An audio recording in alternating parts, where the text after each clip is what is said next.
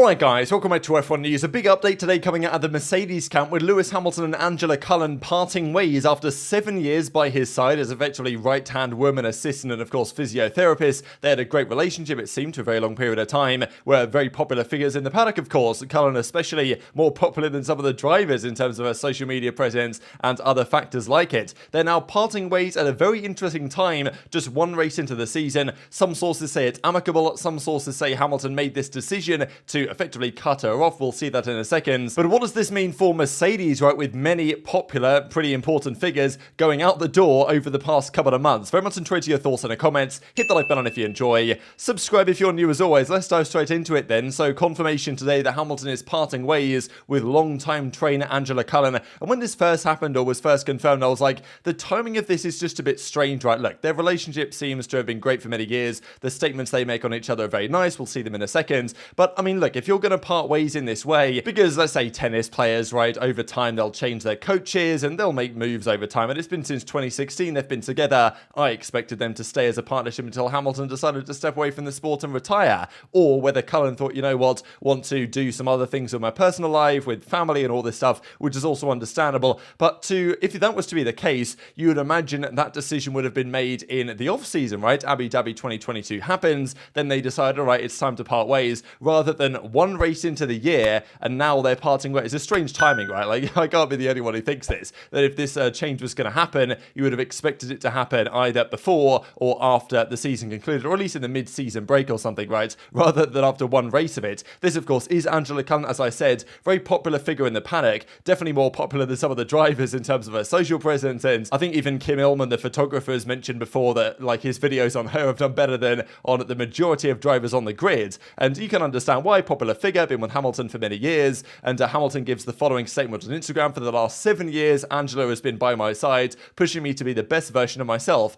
I'm a stronger athlete and a better person because of her, so today I hope you'll join me in wishing her the very best as she takes her next steps to pursue her dreams. Thank you for everything. So that sounds to me like she's decided to step away to pursue her dreams, whatever that might potentially be. Cullen's statements are as following: exactly 7 years ago on this day, I was standing in the F1 paddock for the first time at the Aussie Grand Prix. Today I'm excited to share I'm off on my next adventure. My story will continue. They've been my family for 7 years. Like Hamilton as the GOAT, honour and pleasure to stand alongside you, etc, etc. Still we rise, all this stuff. So, you know, my next chapter. So it does sound like she's, making this decision to go elsewhere and go on to, well, do other things that excite her. Makes sense, but if this was to be the case, then why not, would that just happen in the off-season, right? Why not just, separate the partnership before one race into the season? Does seem a little bit strange. So Denny here on Twitter was mentioning that from her kind of observations and sources, any speculation that there's drama involved here is false. It was amicable, it was mutual between both parties, which is the most understandable outcome.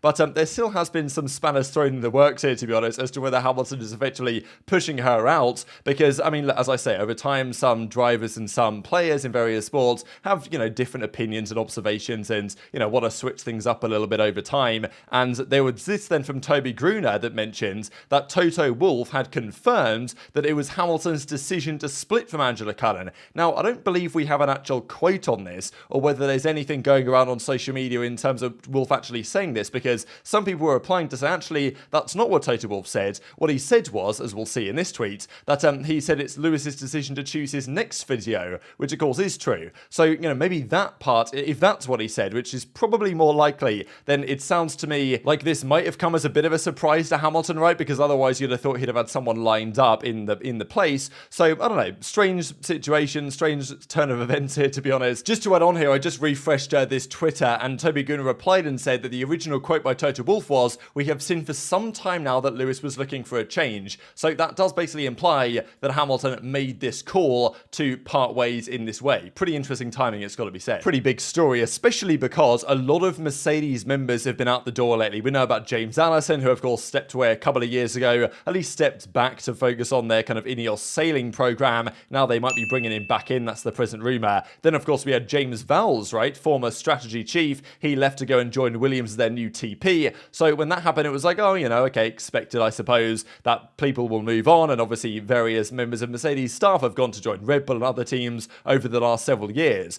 So a lot of key players in the Mercedes top echelons are stepping away. Obviously, Bono, right, Hamilton's chief engineer for many years, is that that relationship going to maintain for the long term, right? If with Cullen, it's obviously not exactly gone wrong, but she's stepping away for whatever reason. Is Bono going to stay there for the long term? Is he thinking about calling it a day, given Mercedes are on the decline? And, what about Toto Wolff? This is obviously a lot of pressure on Wolff right now to bring this team back to where they need to be. And I wonder what Hamilton's thinking as well. Is this a first step to him thinking, might just call it a day at the end of the year? Difficult to say, but over many years, iconic moments with these two, and that will no longer be seen around the paddock or, well, anywhere, right? I guess Angela, hopefully she does go on her next adventure. I'm sure she will, but it's a big time and questions for Hamilton to answer as to who's going to be next in this position and exactly why all this has gone down in the way that it has. Now, we've got to talk about FP1. I'm recording this during FP2, but nonetheless, the storylines are pretty similar. So Ferrari have, on a precautionary basis, changed again the ICE power unit elements for both of their drivers. So I guess for the first Grand Prix, they thought, well, we believe it was the control electronics that went wrong. They know it is because they had to put the third one in for Charles Leclerc because both of them failed, one in quali, one after quali, and one, of course, during the race, which led to that DNF. But just to make sure their car is okay, they changed both power units for both drivers, such that they've got new V6s in there. So hopefully those V6s for Ferrari's sake for the first Grand Prix are still fine, and they probably are, but just on a safety measure, they're changing them. No penalty, of course, associated with that, but Leclerc is taking a 10-place penalty already just because of the new control electronics already. They've also changed their final detection zone. I guess they thought last year it was slightly too easy to overtake down the main straight, such that they've changed where the activation is by 70 meters back, which is maybe fair enough because it could be slightly too easy at times to overtake down this straight. There was an argument that because you've got double DRS on the back parts of the track, then another DRS zone here really means that you're really chopping and changing between where the cars are, and 3 DRS zones allows cars to, keep up behind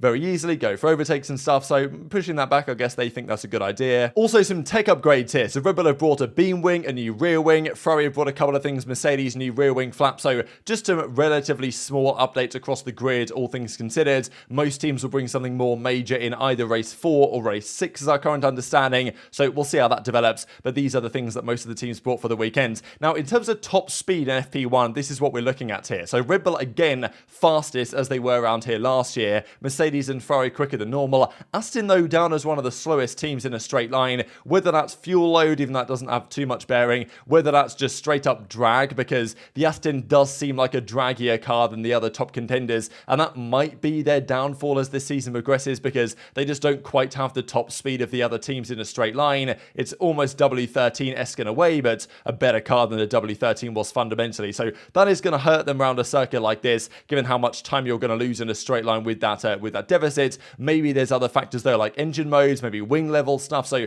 can't fully tell, but nonetheless, I think that's a key factor as to why this weekend Aston won't be so competitive maybe as they were in Bahrain, is that the top speed is probably more crucial around here than it was at that previous circuit. And we can see the amount of time they're losing. In fairness though, Aston was only losing, this is Alonso, 2 to 2.5 tenths in Sector 2, Sector 3. They were losing the same amount in Sector 1, so pretty straightforward stuff. Mercedes, maybe as expected, without as much downforce as they want, were losing a fair bit of time, well, a massive chunk really in Sector 1 here, and they were about 1.2 seconds off the pace of the Red Bull. And that is the concerning thing, right? Because this is more quali sim, right? Soft runs rather than long runs, as I guess we're going to see in FP2 that's currently ongoing. And the overall numbers were Verstappen P1, Perez almost 5 tenths back, then Alonso, then Stroll, then the 2 Mercedes, then Carlos Sainz. I believe Leclerc was at P11. So yeah, not looking so good so far for the Ferraris. Things, of course, can change, but the Red Bulls are so strong right now. We know that Hamilton said that Mercedes are 1.5 seconds per lap slower than Red Bull in race trim,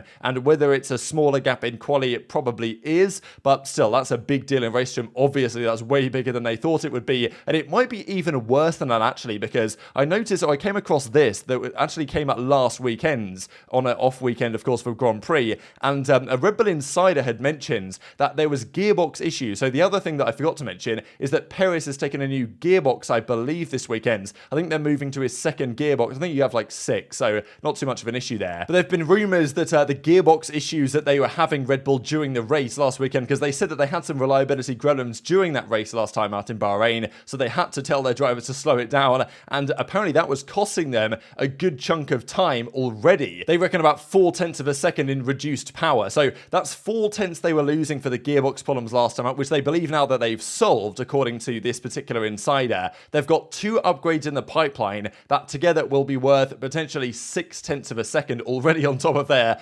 dominant car, plus 0.4 of reduced power from the race, plus them telling the drivers to calm it down a bit and just drive to set lap times rather than pushing too hard. Like, I mean, man, how quick can Red Bull be? This is quite a long, was it 50 laps here around Saudi Arabia? So if we're talking 1.5 seconds a lap to Mercedes, like, they could be lapping Mercedes this Grand Prix. Like, it's not out of the realms of possibility if these numbers are true, what Hamilton seems to believe. And maybe Mercedes aren't even, the worst of the top teams. Maybe Ferrari are in a bit of a shambles as well. Really difficult to say, but intrigued to your thoughts in the comments. Just a quick word here from Mercedes as well, because Russell was mentioning, as kind of in Russell fashion really with all the PR type stuff, doesn't really say too much, but he reckons there was a big meeting on Tuesday after the Bahrain race to address the situation. He says we had a good, honest, open conversations. The questions were answered why we got ourselves in this position in the first place, but you got to think, right, that those questions should have been asked during the time they were preparing the car, rather than now the car clearly isn't where they need to be. Toto Wolff also said they might have to take a step back to take 2 steps forwards, and by which time that occurs, it's going to be far too late to challenge for any type of championship. But very much intrigued to your thoughts on all this stuff in the comments below. Hit the like button if you enjoyed, subscribe if you're new, take care, and I'll see you next time.